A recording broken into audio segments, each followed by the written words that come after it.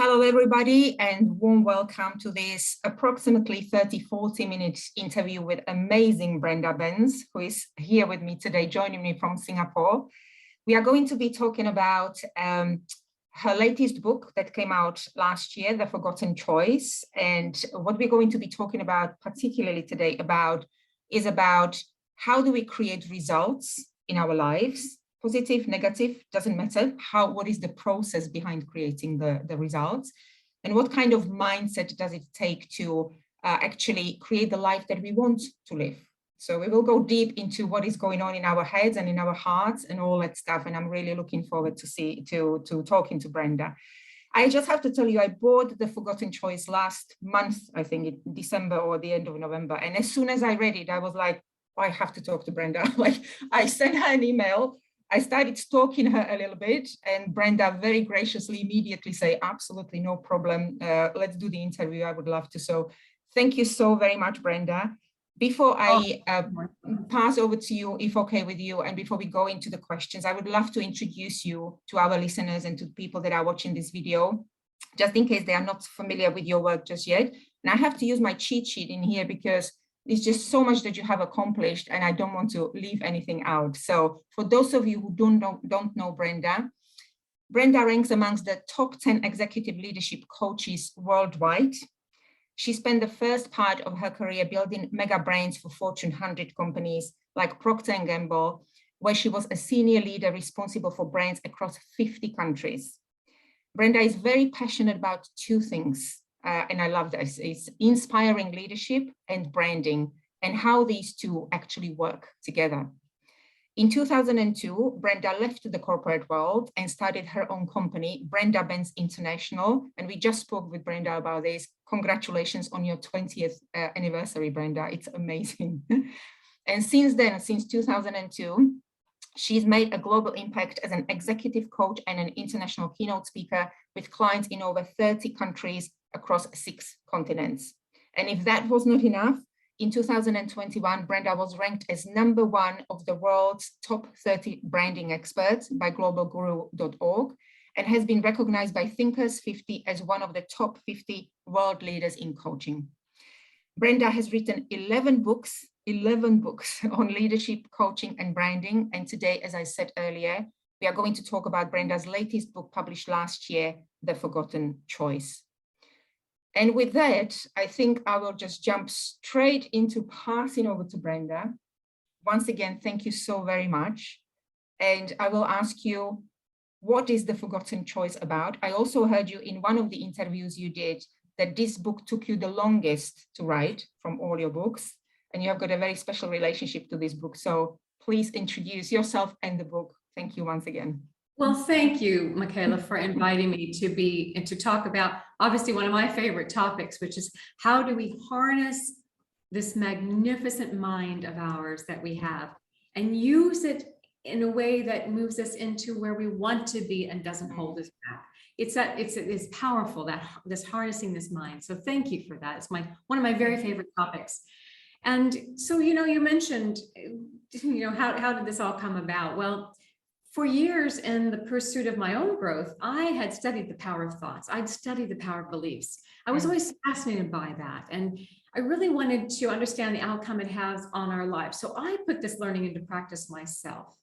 And as I share in the book, the results I experienced were just nothing short of miraculous. But as you know, I'm an executive coach. So I began, and I speak to audiences around the world too. So I thought, could I take these techniques and which I've developed for me, and help my executive coaching clients? So I started to share the concepts now and then with clients.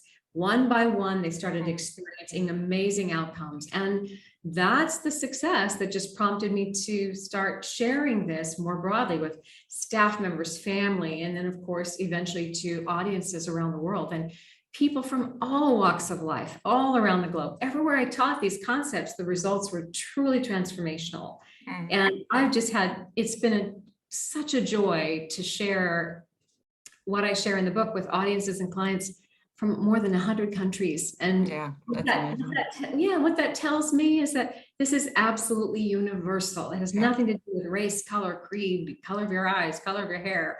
It has nothing to do with that. And it really does bring outstanding results. So I decided that this was time to put it into a book and broaden the reach further. And that's how it came out to be. Yeah. Now, why was this difficult? I'll tell you why it was difficult. So my first 10 books are about improving your personal or your professional life. Your life as a leader, your business or your personal brand. And this book does that too, but this book also has an impact on both professional and personal aspects of life.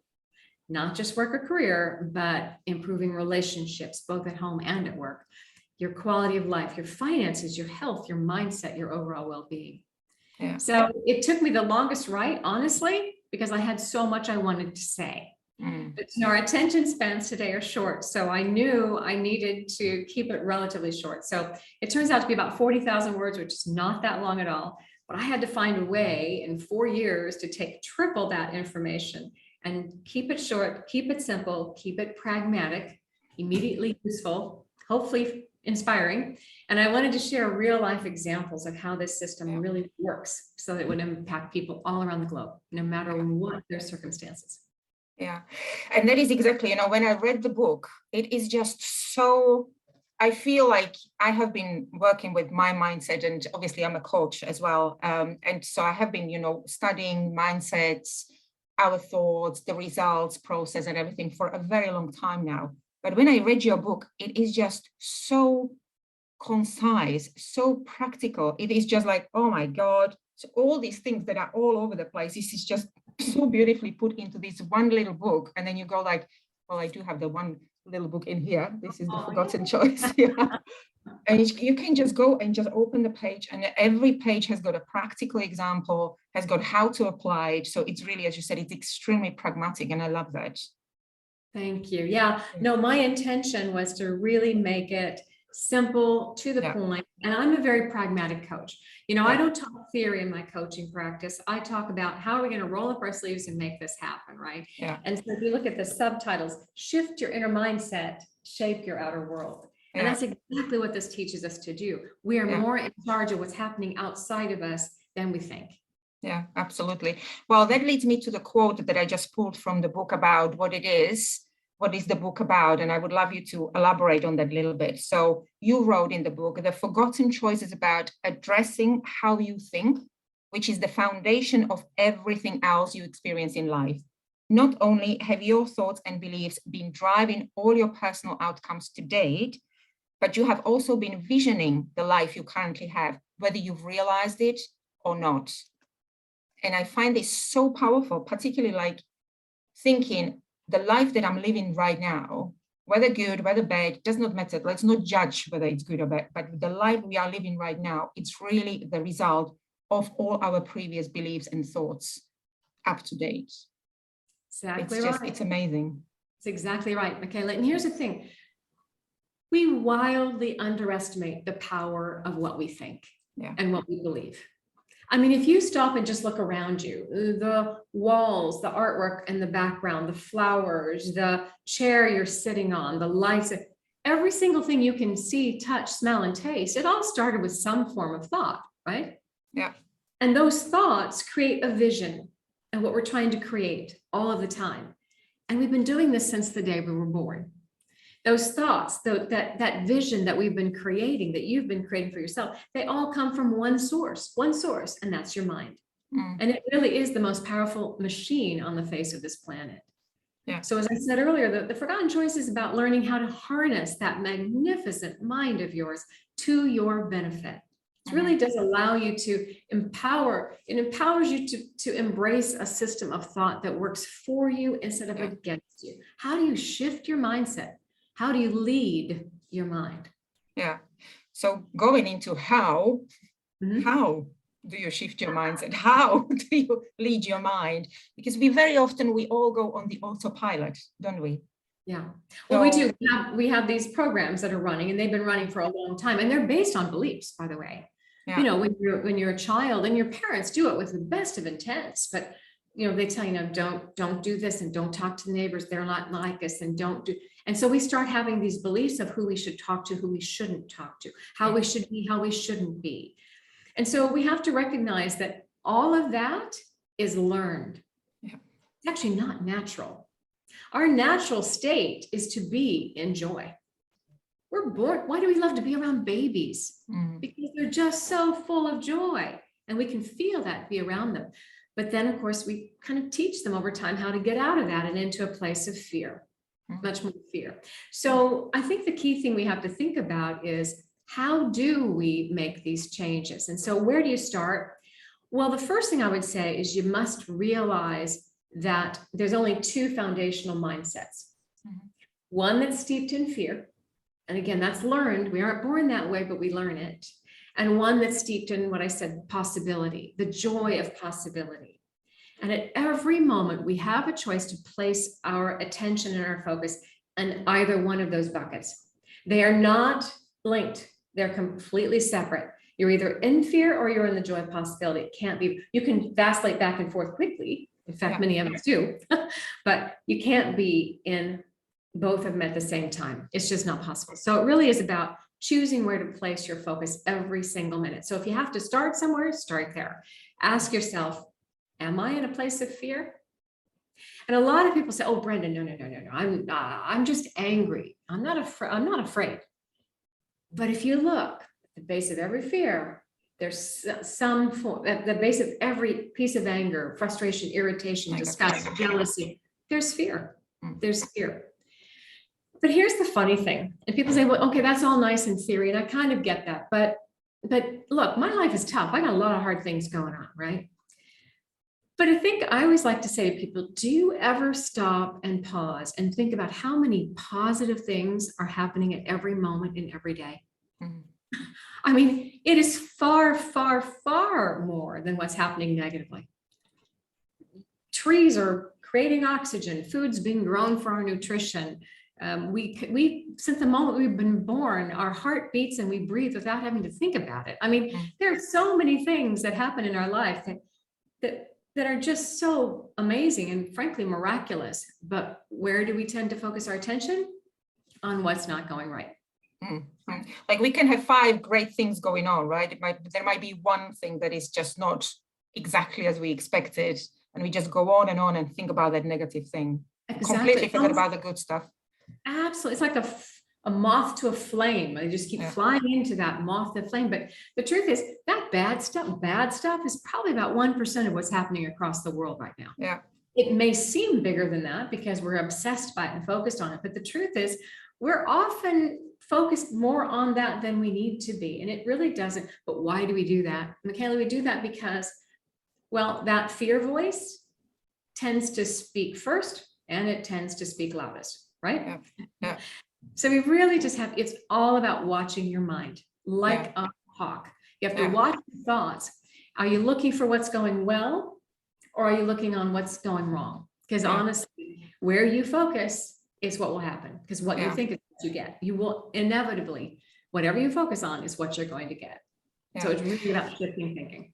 Yeah, and also what I find, this applies, as you said, this applies to every single decision that we make. So it does not need to be only these big decisions that we, life decisions that we face that are really scary, and you are actually aware of them. Like, me leaving my job, that took a lot of talking to my fear and processing what's going on in my head. This also applies just a little single, simple decisions every day that we make, like in the business meetings, we're talking here about obviously the business world. The business meetings, when we, the emotions run high, just really how do we respond, or do we react to certain situations, and how do we process them? So it's really not just about the big life decisions, it's every single decision that we make. That's exactly true. And it comes down to our perceptions. Yeah. It comes down to our perceptions. How do we perceive that situation? I remember, a fun story of a friend of mine. It's a brilliant story, and the reason I'll share it because it just lasted for so long. When she was 9 years old, she was standing in her cafeteria in her school waiting to get food, and a really good friend of hers was in front of her. The friend was tall and kind of thin, and my friend was a little bit overweight. And anyway, they both ironically had the exact same T-shirt on. And the one that said, "A saint I ain't." Okay. So her friend turns around, looks at her and says, oh my gosh, we're wearing the same shirt. She says, yeah, but it fits me better than you. My friend was horrified because her perception was, she was talking about how tight it was. It wasn't fitting her very nicely because it wasn't physically, she was heavier and it wasn't very nice. She carried this around for 3 decades, always thinking, I'm fat, I'm too heavy, I don't wear my clothes well. And it impacted her physical self and mental health. 3 decades later, ironically, this woman comes back and they start to connect. They somehow connected. And my friend decided to share it with her and say, hey, I want to talk about this and the impact it had on me. And the friend heard the story, was just amazed. She said, what I meant was, a saint I ain't. That phrase fits me more than you, because you are a saint. I'm not. That's just amazing, isn't it? 3 decades she carried that around, and it impacted her self-perception, her body. This is what I'm talking about. It's all about perception, how we perceive those meetings that we're in, how we perceive the people in those meetings that we're in. I always say you have to stand like you're an anthropologist on the outside looking down at it and try to get as objective as possible. What's really happening?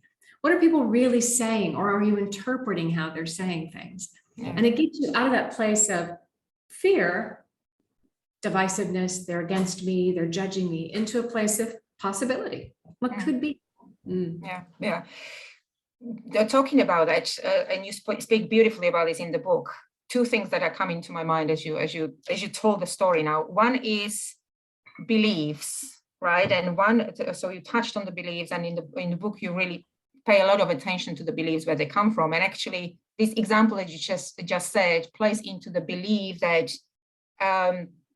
is not my belief. Somebody somewhere said something. If even the interpretation was wrong in here, but somebody somewhere said something, and I just took this as to be true, and she lived with it for 3 decades. So can you talk a little bit about the beliefs and what kind of beliefs can be detrimental to us, and where do they come from, these beliefs? Like, how do we live with these? Where do we get them from? Yeah, well, look, beliefs can come from a variety of things, right? Culture, the country we live in, how we were raised, where we were raised, who raised us, our parents, our society, our media, our family, our bosses, our teachers. So and when we're children, from the first 6 years of our lives, we're just sponges. We're taking it all in. And so we're learning all these things, and we're assuming that that's the way it is for everybody. It's called the false consensus bias, right? Where we assume that everybody sees it the same way I do. And we grow up like that. So when it comes to beliefs, which are the foundation of everything, our beliefs are so foundational, you have to ask yourself 3 key questions. Is this belief really true? And it's hard to do that because it really starts to question your foundations, But I'm seeing this a lot right now. I don't want to get religious or political, but I'm seeing this in politics. I'm seeing this in religion. It's fascinating to watch. People are saying, wait a minute, is this really true? Is this really true, some of these things? And so it's really challenging people's foundations. And that can be kind of scary for people, but also kind of liberating depending upon the situation they're in. So is it true? Was it true in the past, but it's no longer true now? This is very, very often the case. When we're younger, it's the old, what got you here won't get you there. Because when you're younger, leaders, for example, they know that the way you lead is you tell people what to do. You just tell them what to do. Well, that might have worked when you were younger, but it doesn't work now in today's society, nor does it work with younger people who don't want to be told what to do. And nor does it work if you want to continue moving up in an organization. So I'm not sure it ever worked, honestly, but the point is, was it true in the past, but it doesn't serve me anymore? It's not true anymore. And then the other is it even my belief? I tell a story in the book about my own situation where something that I was told I was bad at from very early age, and I believed it. I just assumed that was right because it was a person who was in a position of authority, and they told me that I was bad at that. So I just assumed I was, until I realized later that I wasn't. I was just coaching a client just a couple of days ago, and we were talking about her really strong sense of responsibility and the impact it's having on her today, because everyone relies on this person. And I said, where did this come from, this belief? And she went back and back and back and back. And she said, When I was a child, my mother always called me the responsible one. You know, we just have these There you beliefs. go. There you go. And she said, it's been sticking with me for years. I'm the one who takes care of everything at work. I'm the one who takes care of all my siblings. I'm the one who takes care of, and it's just those beliefs that we have. Don't underestimate the power of them, but you can look at them with objective curiosity and say, is it true? Was it ever true? Or is it even my belief? Yeah, and is it serving me? You know, is it really helping me, or is this actually harming me? This kind of belief. Because the beauty of beliefs is you can let go of them. Yeah, you don't have to hold on to them. Yeah, I think with thoughts, because thoughts are, we can kind of, if we do get self-aware and we do build that self-awareness muscle, and we do get into the habit of kind of listening to our self-talk and listening to what's going on, thoughts are easier, I would say easier catch to be caught than the beliefs, because the beliefs are sometimes so hidden and, you know, hidden there in subconscious. That is the trickier one. So I think this is working with beliefs just needs to be really intentional and kind of really pausing and being, okay, let's take a second. That's right. Well, and what is a belief, Michaela? What is a belief? A belief is just a thought you think again and again and again, and again, to the point where it just becomes so solid that it's a foundational belief. And you can change any of this. One thing I would say, you have to want to change it. Absolutely. You have to want to change it. Here's the thing. You know, people are saying, oh, I can't change it, Brenda. You don't understand. It's really ingrained and I can't change it. And I said, really? If I told you, let's say, what are you motivated by? And they say, oh, I have money. I said, okay, great. I'm going to pay you $1 million if in the next 6 weeks, you refute that belief every single time it pops in your head. Okay. And I have a way of tracking to make sure you do it. Would you do it? Yeah, I'm in. Okay. My point is, we can do it if we're motivated. And I don't just say motivated from something on the outside. I'm talking about being inspired on the inside. There's a big difference between motivation and inspiration. Motivation is usually something on the outside that we want, a higher salary, better job, whatever, a new car. Inspiration comes from inside. And when you can combine those two, or even better, just focus on the inspiration, you'll make change, but you have to want it. You have Absolutely. Yeah, 100%. And that shift, right, from the place of fear to the place of possibility, joy of possibility, just really understanding where my beliefs and thoughts come from is so important. The thing is that, as you actually, as you write in the book as well, we so often try to defend our beliefs and fears and all that. You know, we don't want to let go, even though they are not serving us. We just like, no, this is just don't touch.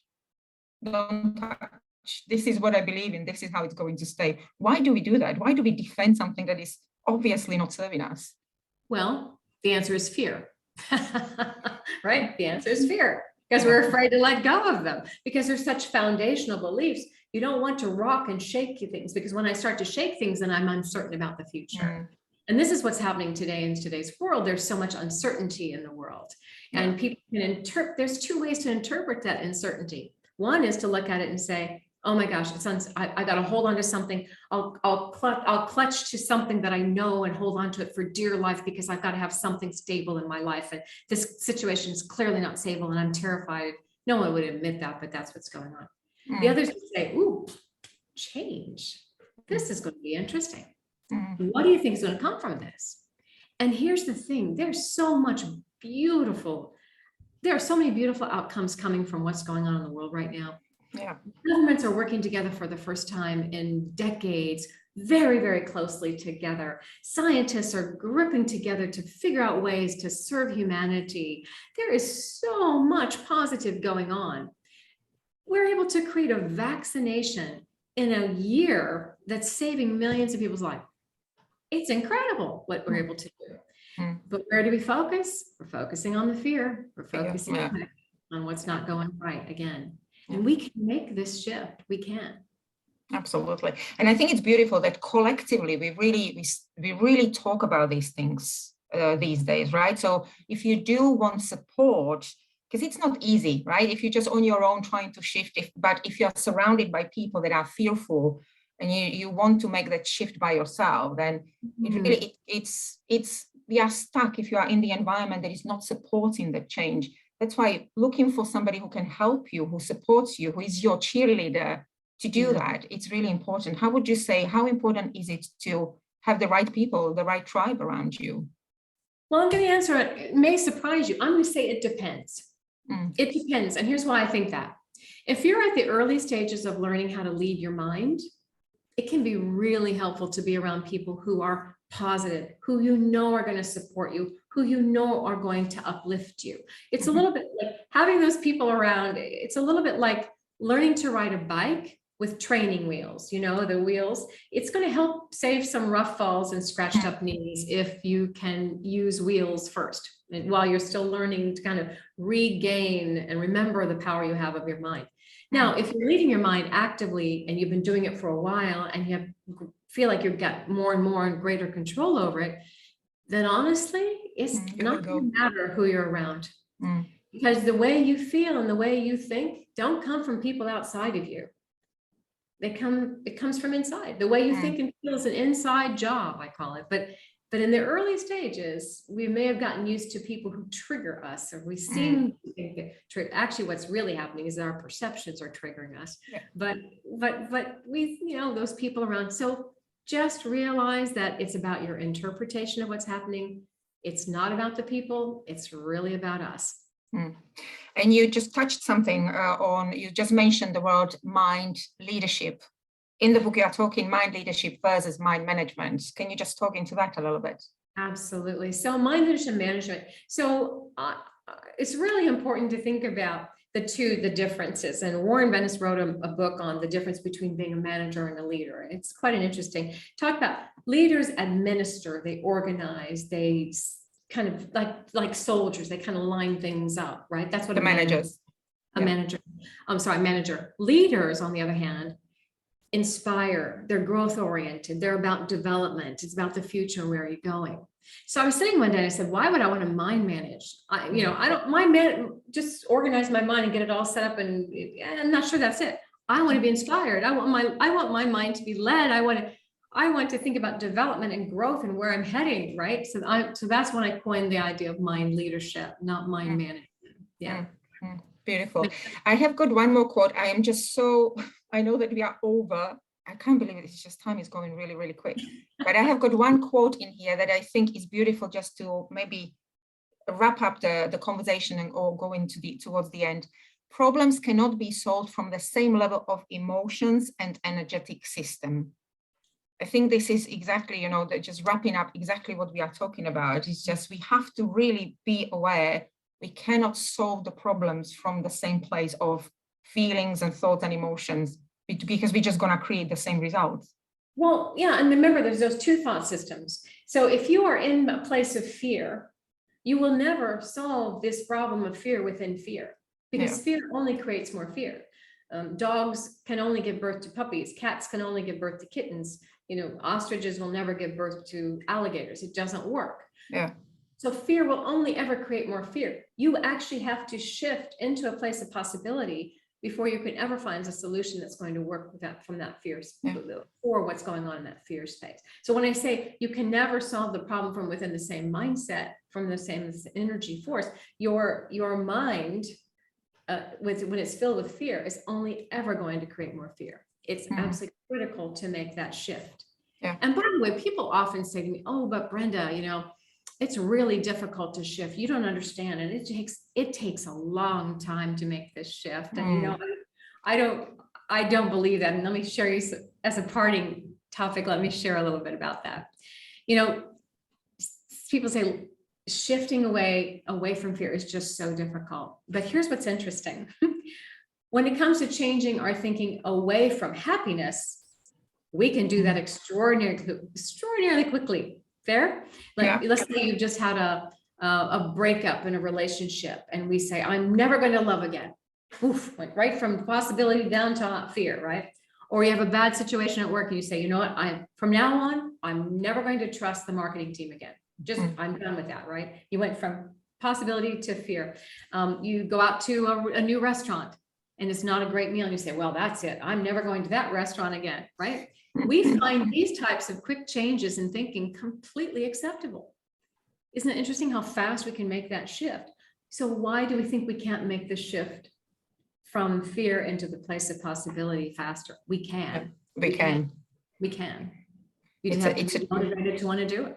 Yeah, and it's a training, it's a self-awareness, and absolutely, and life just becomes so much better, doesn't it? Like once you get into the habit of talking about changing the habits and beliefs, once you do get on the different path, it's just, oh my God, where have I been all And then these you years? wonder, and you wonder how in the world I ever thought, all those negative thoughts, or how I ever went.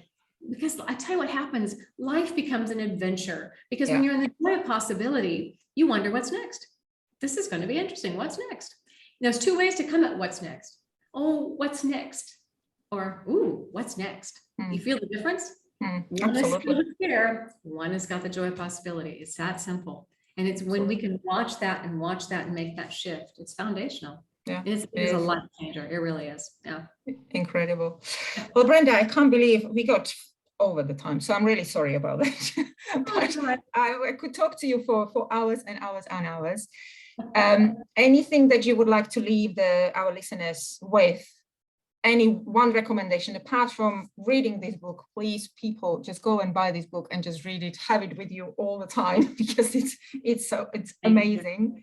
Thank you. What else would you, as a one kind of recommendation, would you recommend? Where to? So there's so many things to talk about, and the book helps on this, but I would say if I could only ask people to do one thing, to focus on what's going right. Yeah. Because when you can look at things from that place of possibility, everything will go right. Yeah. It's that simple. My phrase, and I mentioned it in the book, everything is always working out for your greatest good, whether it seems like it or not. And there have been plenty of times in my life, I'm sure everybody's life, where you think, oh, this is not going well. But then you look back and you go, oh my gosh, that was perfect. Absolutely perfect. So just remember, when you're in the middle of it, you may not see it, but everything is always working out for your greatest good, whether it seems good or not. And when you can look at things from the place of what could be from this, what could come from this, life becomes just a lot of fun. One big playground. We're having a good time. Yeah, absolutely. Brenda, thank you so very much. Really, really, really appreciate it. I know you told me that you are working. You're having a meeting at 3 a.m. this morning in Singapore. So it's got a 24-hour shift for you. I'm telling you, well, sleep is highly overrated. No. Yeah, absolutely. Well, I would argue with it, but I know. I'm kidding. I actually do really appreciate sleep. Yeah. So thank you so very much. All the very best. Congratulations on the 20th anniversary one more time. And I hope we will have an opportunity to speak together again in the future. Thank you very much, Brenda. Thank you, Michaela. It was really lovely to talk with you. Thank you so much.